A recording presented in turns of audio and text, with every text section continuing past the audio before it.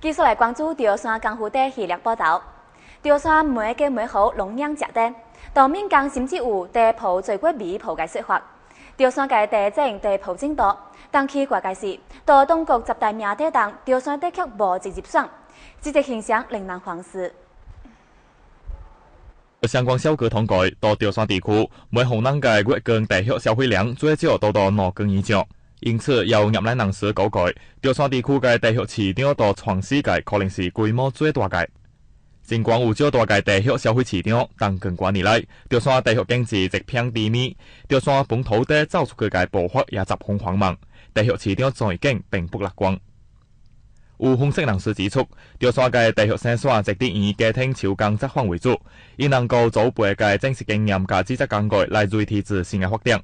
但之前傳統嘅手工作坊都市道經濟嘅衝到就直出致命嘅缺陷。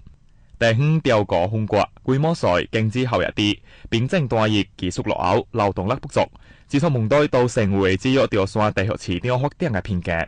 也使得潮汕地區嘅潮州洪荒大長地、饒平嶺頭大長地好惡走出去。採摘時間過多，20天嘅採摘時間，可能更多農好嘅更多就冇基本是無夠。但做緊啲更少做到全面香夠就無可能，就等個市場就先被惡拍出去。佢係外鄉嘅問題，我等都係需要個當學證，做嘢咧都係比較粗魯嘅嘢。我話會能是被惡至少。這項調查顯示，整個潮汕地區每年嘅地殼銷售額達到30萬元，市場潛力巨大。但是近關年來，如湖南嘅埔子、台灣嘅高山地也進入潮汕市場，逐步受到民情嘅喜愛。福建嘅地商也虎視眈眈，準備來潮汕地殼市場蹦植背景。從經濟學嘅角度睇，潮汕地殼市場嘅能夠主較大，最近能變材料，勢必會影響到本土地嘅市場配合。這也是潮汕地業自關年發展嘅瓶頸所在。潮汕地區到邊地政治方面都有天賦自成體系，如何利用自身優勢做大做強，打造家己嘅地殼品牌，對潮汕人來打認同日導樣。潮汕衛視將單額聽報。好，那先休息者廣告轉來關注更多嘅新聞內容。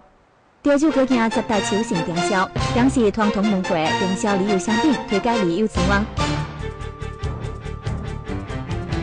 鐵牛市將實施嚴格嘅水資源管理制度，到應水嘅效率管理上，普及農業高效積水技術。